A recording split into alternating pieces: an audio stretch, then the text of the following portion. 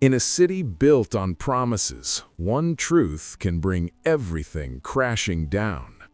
When investigative journalist Claire Dawson uncovers a file she was never meant to see, powerful men begin to panic. A mayor with too much to hide, a police chief tied to dangerous secrets, and a woman who refuses to stay silent. Threats, lies, betrayal. Every step closer to the truth puts her life deeper in danger. But in a country where corruption sits in the highest rooms, justice demands a price. This fall, truth becomes the most dangerous weapon. Moments of truth stories where every secret has a cost. The November sky over Baltimore, Maryland, was the color of fading steel, cold, heavy, and bruised by the coming winter. The streets were wet from a recent rain, glistening under the pale glow of street lamps. In the heart of the city, tucked between abandoned warehouses and a row of shuttered shops, the Central District Police Station sat like an old brick fortress. Inside, the air smelled of burnt coffee, industrial cleaner, and the exhaustion of men and women who had seen too much for one lifetime. At the far end of the building, holding cell 4, held a single man slumped on the concrete floor. His name was Eli Ramirez, and every breath he took felt like shards of glass slicing through his ribs. His face was bruised, one eye swollen shut, his lips split. His wrists ached from the handcuffs that had dug into his skin earlier in the night.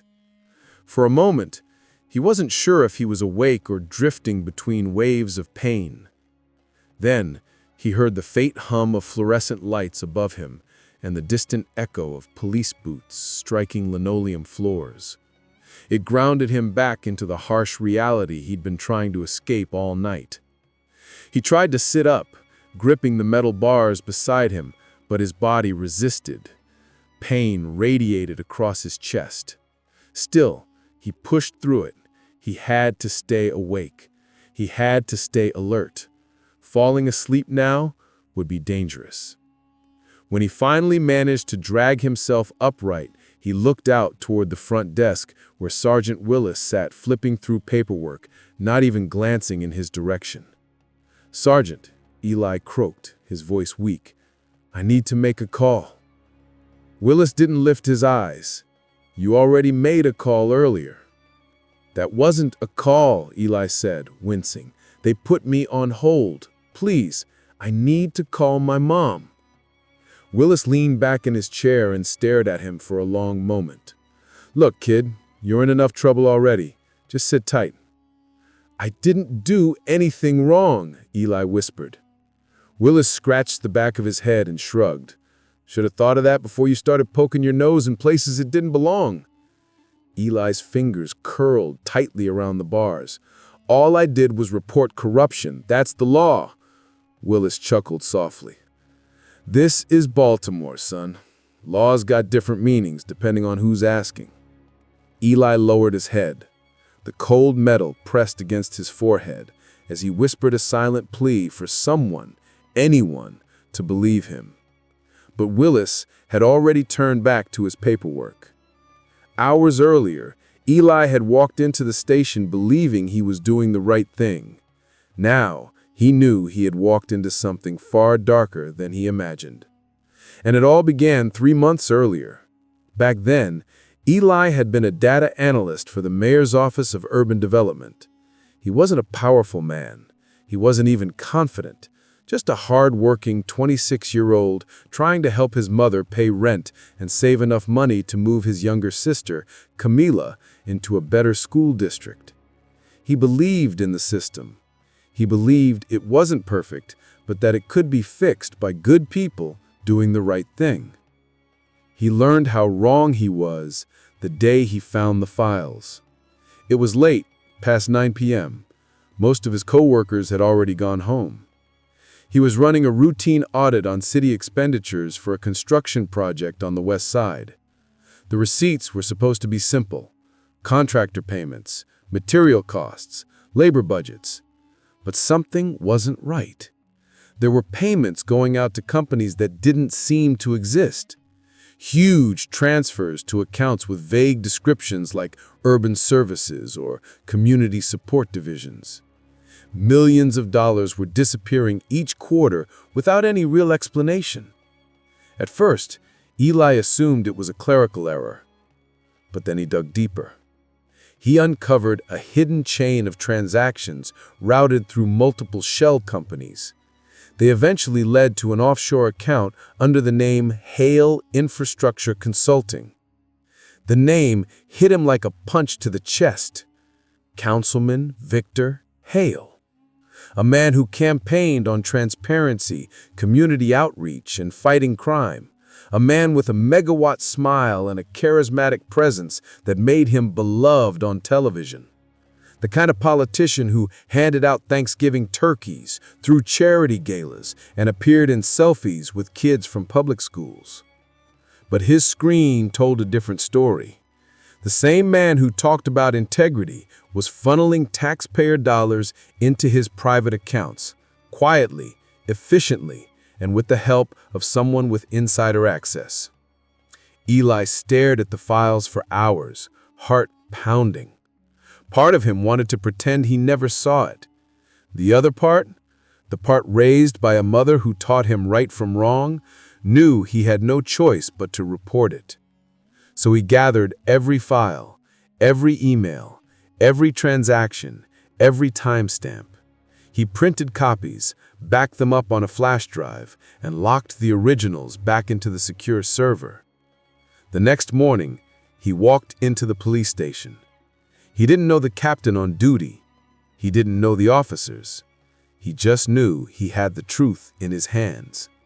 He didn't know the truth was the last thing they wanted.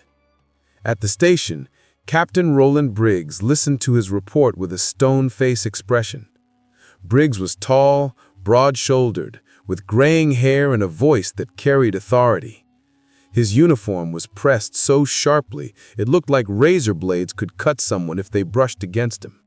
"So you're telling me," Briggs said slowly, leaning back in his chair, "that you, a data tech, discovered financial misconduct tied to Councilman Hale?" Eli nodded. "Yes, sir. The documents are all here." Briggs tapped the files. "You understand the seriousness of these accusations?" "I do, sir. That's why I came forward. Taxpayer money is disappearing. Someone is stealing from the city, and the evidence points directly to Hale." Before he could finish, Briggs stood up, walked around the desk, and gave him a firm pat on the shoulder. "Don't worry about a thing," he said warmly. "We'll get to the bottom of this." Eli left the station feeling hopeful. He didn't realize Briggs had already made a phone call before Eli even reached the parking lot. "Hey," Briggs said into the receiver, "we have a problem." There was a pause. "Yes, the Ramirez kid. He knows." Another pause. "I'll handle it." 5 hours later, 2 officers pulled Eli off the street and shoved him into a cruiser. By midnight, he was beaten and thrown into holding cell 4. That should have been the end of it, but fate had other plans. Back in the present, the clock inside the station read 3:10 a.m. The building had grown quiet. The night shift was always slow unless something burned down, blew up, or broke loose. Tonight, none of that mattered. Tonight, someone was scheduled to disappear. Eli felt sleep tugging at him. He forced himself to stay awake. Every instinct told him that if he closed his eyes, something terrible would happen. At 3:16 a.m., the cell door buzzed. Eli jolted upright. 2 men stepped inside. They weren't officers, no badges, no uniforms, just 2 large figures in black jackets standing in his cell like shadows come to life. "Get up," one of them said. Eli's heart hammered. "What's happening?" The other man grabbed him by the arm and yanked him to his feet. "Griggs wants you." Eli stumbled as they dragged him out of the cell and down a dim hallway. His legs barely worked. His ribs throbbed with every step. But the worst pain was the fear building in his chest. They weren't taking him to Briggs's office. They were taking him out a back door he'd never seen before. a service exit, an unmarked hallway, a place meant for things no one needed to see. At the end of the corridor stood a man in a dark suit. He wasn't from Baltimore. He wasn't local law enforcement. He was the type of man whose shoes alone cost more than Eli earned in a month. The agent of someone truly powerful. "Mr. Ramirez, you've caused quite a disturbance." "I didn't do anything wrong," Eli said, voice shaking. "That's the problem. You weren't supposed to do anything at all." He pulled out a syringe filled with a clear liquid. Eli's breathing quickened. "No, please, listen to me." But he grabbed his arm and plunged the needle into his vein. Within seconds, his vision dissolved. His knees buckled. The world faded to a blur of colors. Then everything went black.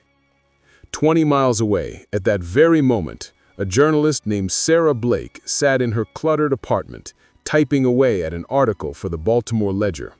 She was a small, sharp woman with curly auburn hair and a relentless mind. She lived on coffee, deadlines, and the thrill of uncovering the truth. She was minutes away from logging off when her email pinged. The subject line read, "For safety, for truth, please read." The sender was anonymous. Curious, she clicked it open. Inside was a single line of text. "If I don't make it out, don't let my story die." Attached was a folder. She opened it. Her eyes widened. She didn't breathe for a full 10 seconds. Financial statements, export logs, political ties, names, dates, amounts, everything. Eli's entire investigation had been sent to her. She grabbed her phone immediately and dialed her editor. "Frank, get the newsroom ready," she said, urgently. "We have a problem. A big one." "What kind of problem?" Frank mumbled sleepily. "The kind that makes people disappear. The kind that could save Eli's life. If she was fast enough." Meanwhile, Eli's limp body was dragged into a black SUV parked in the alley behind the station. Rain drizzled down as the two men shoved him into the back seat like cargo. "Is he out?" one asked.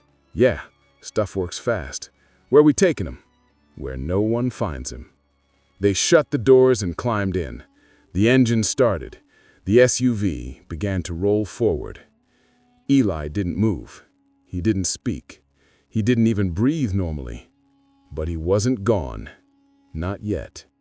Somewhere deep in the darkness inside his mind, something still fought to stay alive. At 3:57 a.m., the SUV turned onto a desolate stretch of road heading toward the industrial outskirts of the city. Old warehouses stood like abandoned skeletons. Streetlights flickered sporadically. The harbor water beyond was black and silent. One of the men in the front seat lit a cigarette. "Shame," he muttered. "Kid looks scared." He should be. No one plays hero in this town. "Briggs really wants this tied up." "Hale wants this tied up. Briggs just listens." They both chuckled. Eli, drifting in and out of consciousness, heard only fragments, enough for fear to claw his way through the fog in his head. He forced himself to stay awake. He had to escape, or he would die here. Just then, a loud horn blared. The SUV swerved. A delivery truck barreled through an intersection, cutting them off. "Watch it," one of the men yelled. The SUV jerked violently. The cigarette dropped to the floor. The driver stomped on the brakes. In that split second, the back door unlocked from the sudden force. Eli didn't think. He acted. He threw himself out of the car. He hit the wet pavement hard, pain exploding across his body. But adrenaline pushed him forward. He crawled, then he stumbled, then he ran. Behind him, the SUV screeched to a halt. "He's out!" one man shouted. "Get him!" Eli ran blindly through the dark industrial maze, heart pounding, lungs burning, blood dripping from his face. But he ran for his life. Sarah Blake didn't know yet that the man's files she now held was running for his life. She didn't know the SUV, or the men in black, or the needle. She only knew one thing. Someone trusted her enough to send the truth, and she wasn't going to let them down. She grabbed her coat, laptop, and recorder, then bolted for the door. There was no time to waste. Eli's feet slapped against cracked pavement. He ducked behind rusted machinery, jumped across broken fences, and wove through forgotten alleys. Every second felt stolen. Every breath was a victory. But the men were closing in. Flashlights flickered behind him. "Don't let him get away!" Eli stumbled, scraping his knee on gravel, but he pushed forward. He couldn't die tonight. He wouldn't.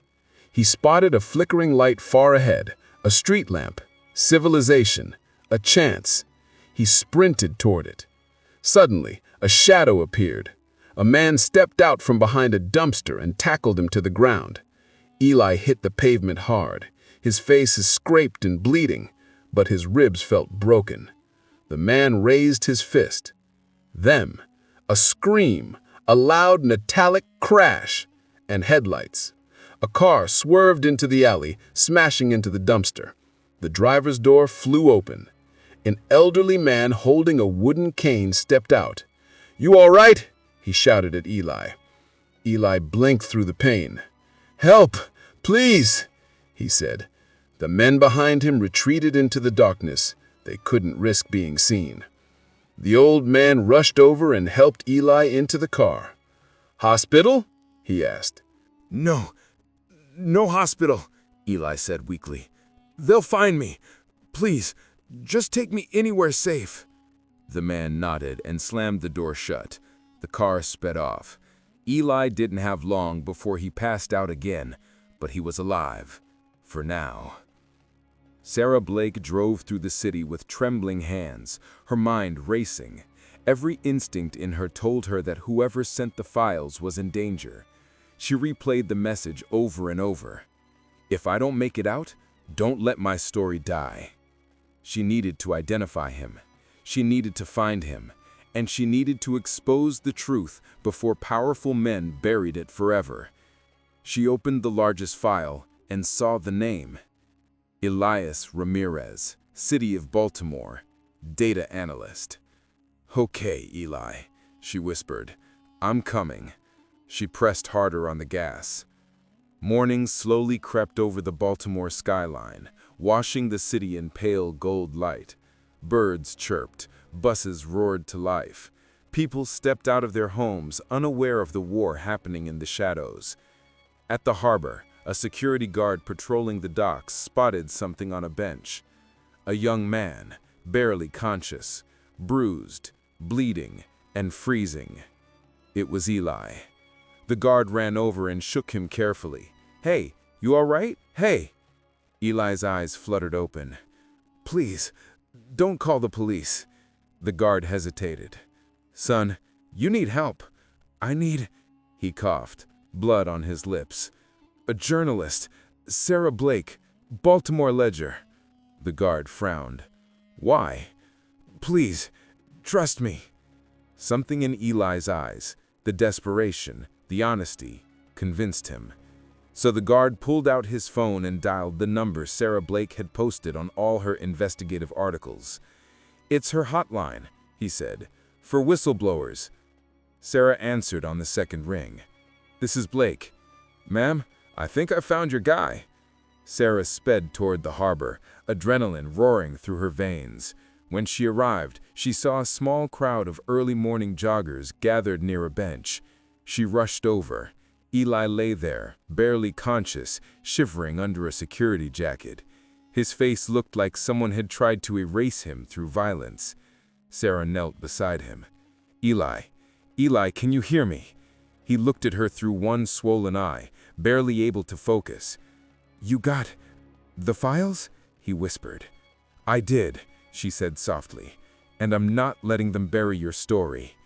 A tear escaped from the corner of his eye. Sarah looked at the guard. "We need to move him, now." "Hospital?" asked the guard. "No," Sarah said. "If the wrong people know he's alive, they'll finish the job." She helped Eli into her car and covered him with a blanket. "You're safe now," she whispered, but she wasn't sure that was true. While Sarah drove Eli to a safe location, Captain Briggs stood in his office, staring at his phone with growing frustration. "The kid escaped," one of the men reported. "What do you mean he escaped?" Briggs shouted. "He rolled out of the USV. We're searching, but you idiots!" Briggs slammed his hand on the desk. "Find him. I want him gone by the night." He hung up and dialed another number. Councilman Hale answered immediately. "It's handled?" Hale asked. "No," Briggs muttered. "There's a complication." A long pause. "You had one job, Captain." "He jumped out. We'll find him." "You better," Hale said coldly, "because if he gets to the press, we're finished." The call ended. Briggs wiped sweat from his forehead. The walls were closing in. Sarah took Eli to her friend's old apartment above a printing shop, abandoned, dusty, and forgotten by almost everyone. Perfect for hiding. She helped him onto a mattress. "Thank you," he whispered. "Don't thank me yet. We're in danger now." But she smiled gently at him. "You did the right thing, Eli." "No, I did the stupid thing." "Same thing sometimes." They shared a tired, fragile moment of understanding. Then Sarah opened her laptop. "Tell me everything," she said. And Eli did. For the first time, someone listened. Over the next 2 days, Sarah pieced together Eli's story while nursing him back to stability. She tended to his wounds, brought him food, and kept an eye on the streets through a cracked window. Meanwhile, Briggs's officers scoured the city for any sign of him. Sarah wrote furiously, compiling evidence, checking sources, making sure every claim was bulletproof. She knew powerful men would try to discredit her, discredit Eli, twist the narrative. So she doubled down on accuracy. Everything had to be perfect.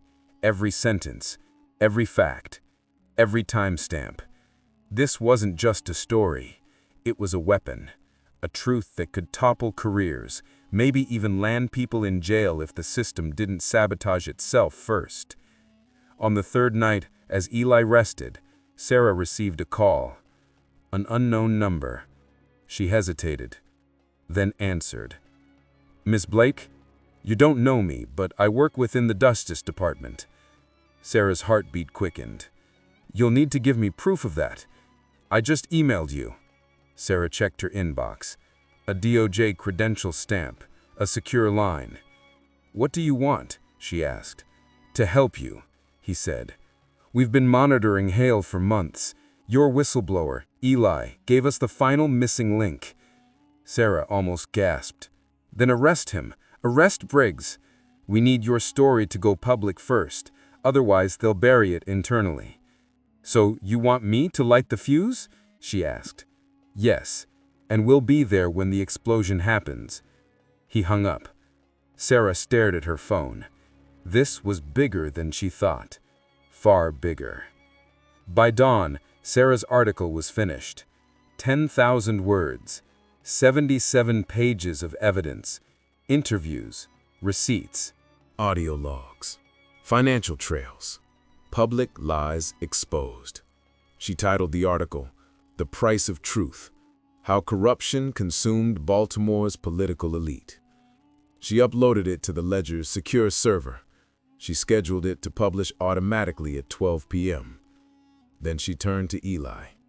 "It's time," she said softly. He nodded weakly. "I trust you." At 11:52 a.m., Councilman Hale held a press conference for a new community outreach program. Cameras flashed. Reporters scribbled notes. Hale smiled and shook hands. At 11:55 a.m., Captain Briggs finished his morning coffee and reviewed patrol schedules, trying to pretend he wasn't panicking. At 11:59 a.m., Sarah Blake stood in her small apartment, finger resting above the manual publish button. Even though it was already scheduled, she wanted to be the one to launch it. Eli sat beside her, breathing heavily. "Ready?" she asked. "Yes," he whispered. At 12 p.m., Sarah pressed the button. The article exploded across the internet instantly. Within minutes, it was trending on social media. Within an hour, national news outlets picked it up. Within 2 hours, FBI vehicles arrived at Hale's house. Within 3 hours, Briggs was placed under arrest. The city shook. People protested outside the courthouse. Journalists swarmed the police department. And through it all, Eli Ramirez remained hidden, his face pale, his body weak, but his spirit alive. Sarah sat beside him. "You did it," she said softly. "No," he whispered. "We did." That night, the city lights glowed with a strange mix of anger and hope. People gathered in the streets. They shouted, they cried, they demanded justice. Some demanded reforms, others demanded resignations. For the first time in a long time, truth had won a battle. Not the war, but a battle. Eli woke up later, sitting on the rooftop with Sarah beside him. The wind was cold, but the stars were bright above the Baltimore skyline. "What happens now?" he asked. Sarah took a deep breath. "You testify. You stay in protection for a while. You rebuild your life." "And you?" Eli asked. "I keep writing. There will always be another truth to chase." Eli nodded slowly. "Thank you," he said softly. Sarah smiled. "You saved this city more than you know." Eli looked out at the glittering skyline. "No," he murmured. "I just told the truth." Over the next few weeks, Hale's empire collapsed piece by piece. More officials were investigated, more lies unraveled. The FBI took control of multiple city departments. The mayor attempted damage control, but the public wasn't forgiving. The entire city felt different, as if everyone suddenly realized how fragile truth could be and how much courage it took to protect it. Eli testified behind closed doors. His name was still hidden from the public to protect him. But in anonymous circles, he became known as the Ramirez Whistleblower, a quiet hero whose actions sparked a political storm. Sarah continued writing articles that pushed the investigation deeper. Each one peeled another layer back, exposing the corruption that had seeped into the system for years. And slowly, Baltimore began to heal. It wasn't perfect.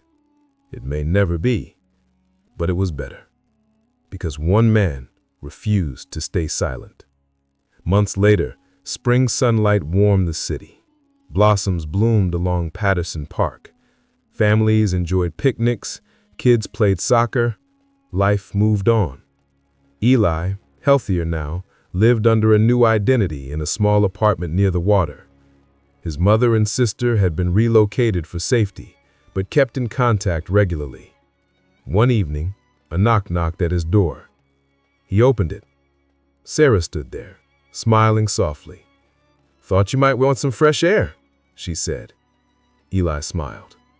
"I'd like that." They walked together along the harbor, watching boats drift across the calm water. "You think people will remember?" he asked quietly. "Some will, but the system, it has a short memory." "Then what was it for?" Sarah stopped walking and looked him in the eyes. "It was for you, for your family, for the people who lost hope, and for everyone who believes truth still matters." Eli took a deep breath, the cool air filling his lungs. "I guess that makes it worth it," he whispered. All of it was worth it. They stood there in silence, watching the sky turn golden as the sun dipped toward the horizon. The world was still broken, still flawed, still full of dangers. But for the first time, Eli felt peace. When the sun finally disappeared below the water, Sarah turned to him. "You ready to start over?" she asked. Eli smiled gently. "Yes." Together, they walked away from the harbor, the city glowing behind them, the truth echoing loud enough for the whole world to hear. And for the first time in a long time, Eli believed that change was possible. because he had lived it, because he had survived it, because he had fought for it, because he had paid the price and still chosen truth.